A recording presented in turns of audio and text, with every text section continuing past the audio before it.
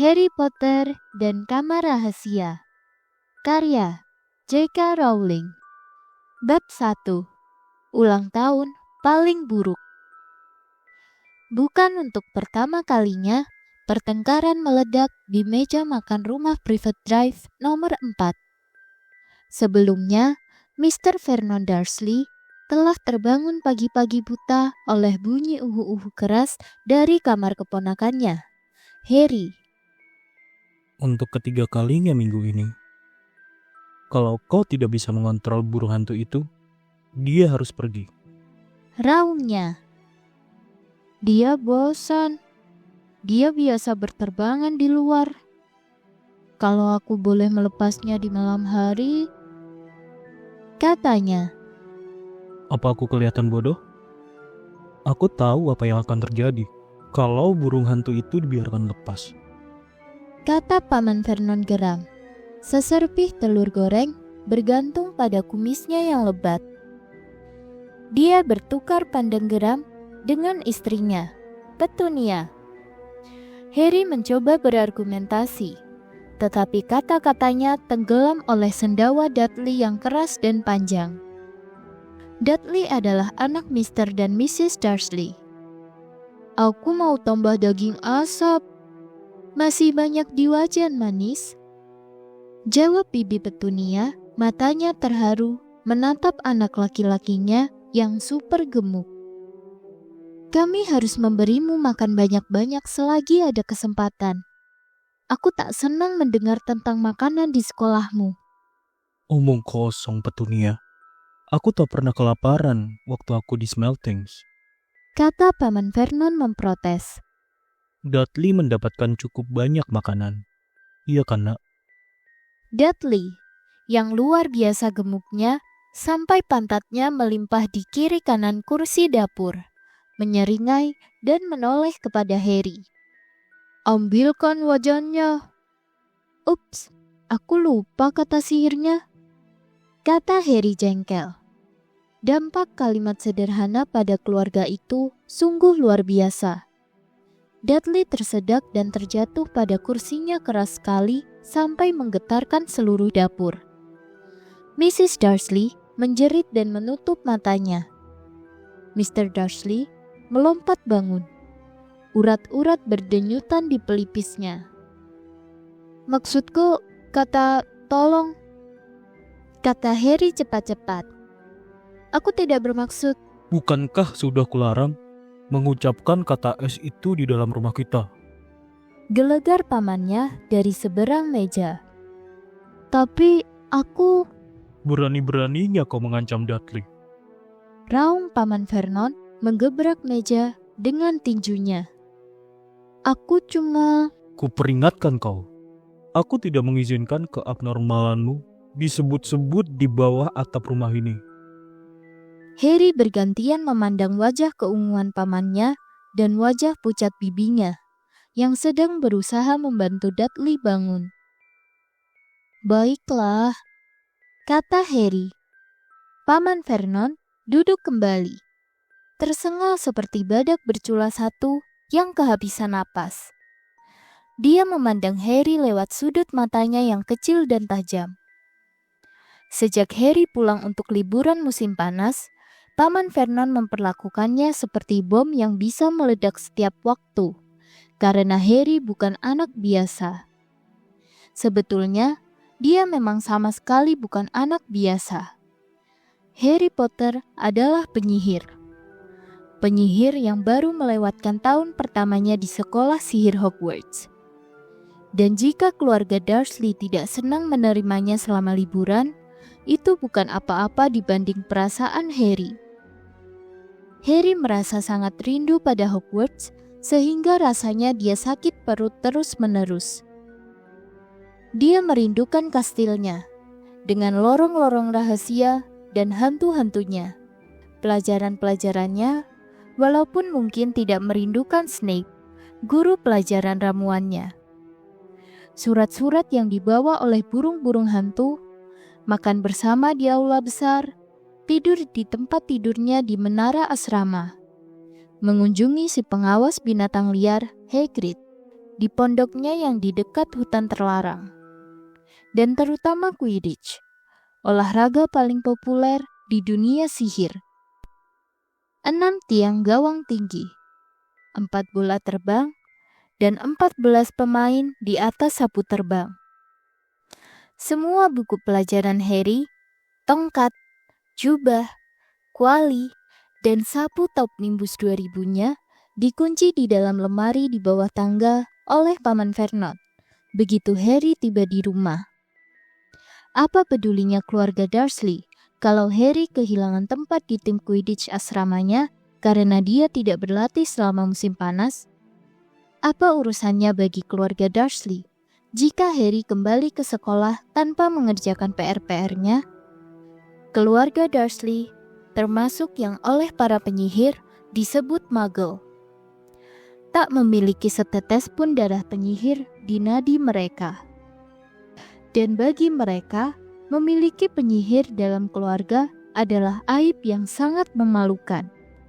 Paman Vernon bahkan telah menggembok burung hantu Harry, Hedwig, di dalam sangkarnya untuk mencegahnya membawa surat-surat kepada siapapun di dunia sihir. Tampilan Harry sama sekali lain dari keluarganya. Paman Vernon gemuk dan tanpa leher, dengan kumis hitam besar. Bibi Petunia kurus berwajah kuda. Dudley berambut pirang, kulitnya agak merah jambu, jadi kesannya seperti babi. Harry sebaliknya, kecil dan kurus, dengan mata hijau cemerlang dan rambut hitam pekat yang selalu berantakan. Dia memakai kacamata bundar, dan di dahinya ada bekas luka berbentuk sambaran kilat. Bekas luka inilah yang membuat Harry istimewa, bahkan sebagai penyihir. Bekas luka ini satu-satunya petunjuk akan masa lalu Harry yang misterius. Alasan kenapa dia ditinggalkan di depan pintu rumah keluarga Dursley 11 tahun yang lalu. Pada usia 1 tahun, Harry, entah bagaimana, berhasil selamat dari serangan penyihir hitam jahat terhebat sepanjang zaman, Lord Voldemort, yang namanya pun tak berani disebutkan oleh banyak penyihir. Orang tua Harry tewas dalam serangan Voldemort, tetapi Harry selamat dengan bekas luka sambaran kilatnya. Dan tak seorang pun tahu kenapa kekuatan Voldemort punah pada saat dia gagal membunuh Harry. Maka Harry dibesarkan oleh kakak almarhum ibunya dan suaminya. Dia melewatkan 10 tahun bersama keluarga Dursley.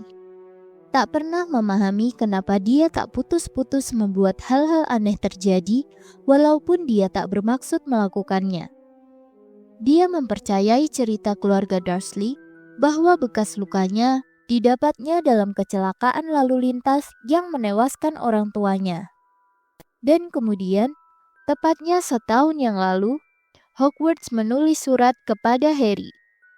Dan kisah yang sebenarnya pun terungkap. Harry bersekolah di sekolah sihir. Di situ, dia dan bekas lukanya terkenal. Tetapi sekarang, tahun ajaran telah usai.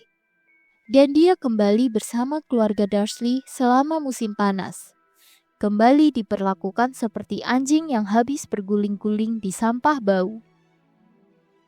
Keluarga Dursley bahkan tidak ingat bahwa hari ini adalah hari ulang tahun Harry yang ke-12.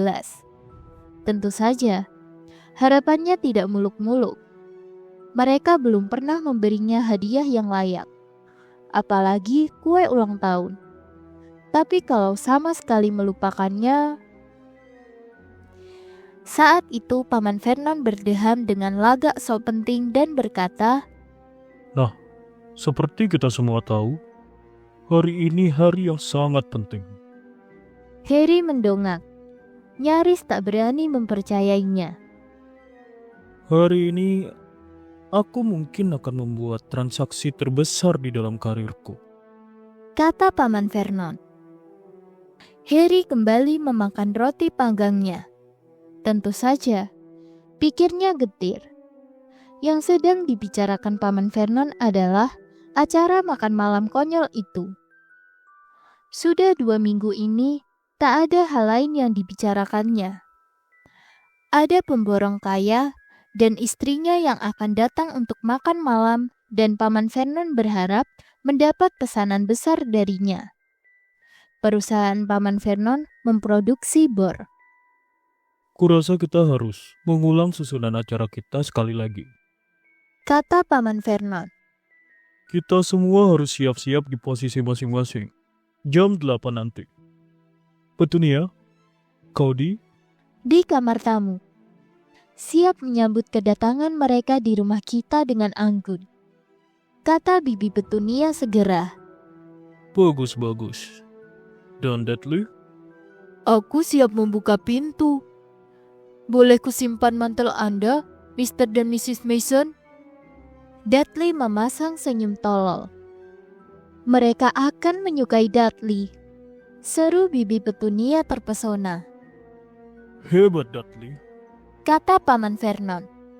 Kemudian dia berpaling kepada Harry. Dan kau? Aku akan berada di kamarku, tidak membuat suara dan pura-pura tidak ada di sana. Kata Harry datar. Tepat. Aku akan membawa mereka masuk, memperkenalkan kau, Petunia, dan menuang minuman untuk mereka. Pukul 8:15. Kata Paman Vernon menyebalkan.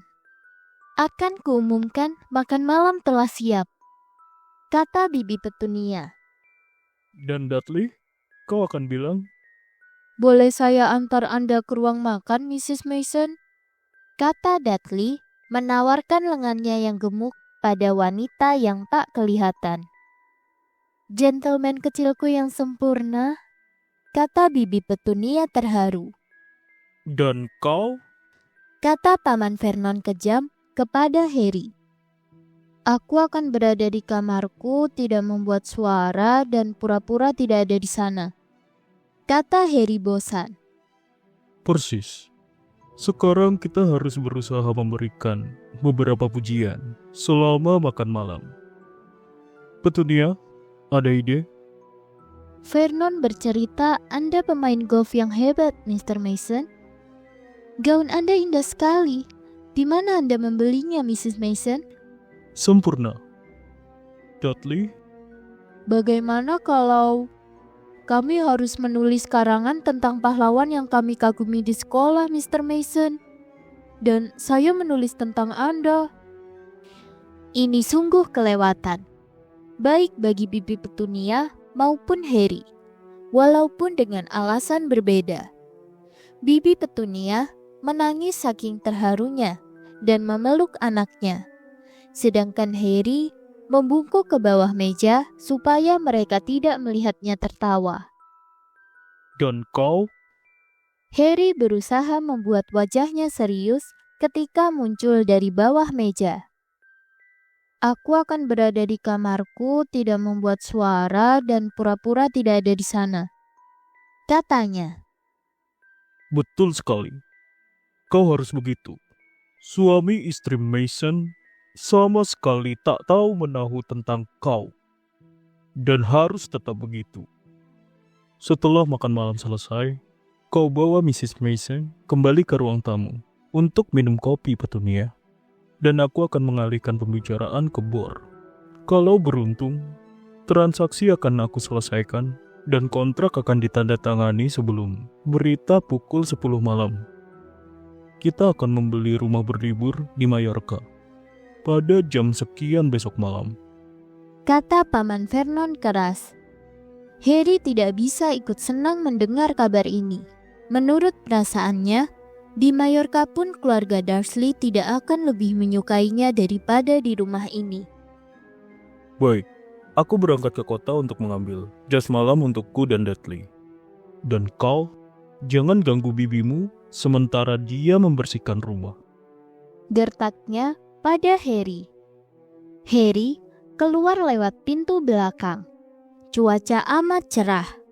Dia menyeberangi halaman, mengenyakkan diri di bangku kebun dan bernyanyi pelan.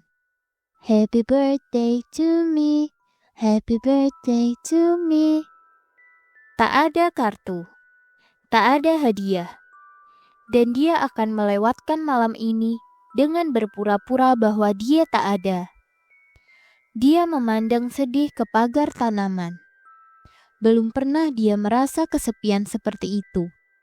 Lebih dari segalanya di Hogwarts, bahkan lebih daripada bermain Quidditch. Dia merindukan sahabat-sahabatnya, Ron Weasley dan Hermione Granger. Meskipun demikian, mereka rupanya sama sekali tidak merindukannya. Tak seorang pun dari mereka berdua menulis surat kepadanya musim panas ini. Meskipun Ron sudah mengatakan akan meminta Harry datang menginap di rumahnya. Sudah puluhan kali, Harry hampir membuka kandang Hedwig dengan sihir dan mengirimnya kepada Ron dan Hermione dengan membawa surat. Tetapi terlalu besar resikonya. Penyihir yang masih di bawah umur tidak diperkenankan menggunakan sihir di luar sekolah. Harry tidak memberitahukan aturan ini kepada keluarga Dursley. Mereka takut Harry akan mengubah mereka menjadi kumbang pupuk. Dan Harry tahu, rasa takut itulah yang mencegah mereka mengunci dirinya di dalam lemari di bawah tangga, bersama dengan tongkat dan sapunya. Selama 2 minggu pertama, Harry menikmati menggumamkan kata-kata omong kosong dan melihat Dudley kabur dari ruangan secepat kaki gemuknya bisa membawanya. Tetapi lama tak ada kabar dari Ron dan Hermione, membuat Harry merasa terkucil dari dunia sihir. Sehingga bahkan mempermainkan Dudley pun sudah tak menarik lagi. Dan sekarang, Ron dan Hermione telah melupakan hari ulang tahunnya. Dia rela memberikan apapun untuk mendapatkan kabar dari Hogwarts. Bahkan kabar dari penyihir manapun. Dia bahkan akan senang kalau bisa melihat musuh besarnya, Draco Malfoy. Sekedar meyakinkan bahwa segalanya bukan hanya mimpi. Bukan berarti dia senang terus sepanjang waktu di Hogwarts. Di penghujung semester terakhir mereka, Harry telah berhadapan dengan tak lain dan tak bukan Lord Voldemort sendiri. Voldemort mungkin sudah bukan apa-apa dibanding ketika berkuasa dulu, tetapi dia masih tetap mengerikan dan licik. Masih bertekad ingin berkuasa kembali. Harry berhasil lolos dari cengkeraman Voldemort untuk kedua kalinya. Tetapi nyaris saja, bahkan sekarang, setelah lewat beberapa minggu, Harry masih terbangun di malam hari, mandi keringat dingin, bertanya-tanya dalam hati, di mana Voldemort sekarang? Teringat wajahnya yang pucat kelabu, matanya yang liar. Harry mendadak duduk tegak di bangku kebun. Sejak tadi, sambil melamun, dia memandang pagar tanaman. Dan pagar itu balas memandangnya. 2 mata hijau besar muncul di antara dedaunan. Harry melompat bangun tepat ketika terdengar suara ejekan dari seberang kebun. "Aku tahu hari apa hari ini," Dudley menyanyi, berjalan berat ke arahnya. Mata besar itu berkedip lalu lenyap. "Apa?" tanya Harry, tanpa melepas pandangan dari tempat mata itu tadi berada. "Aku tahu hari apa hari ini," ulang Dudley, tiba di belakang Harry. "Bagus sekali.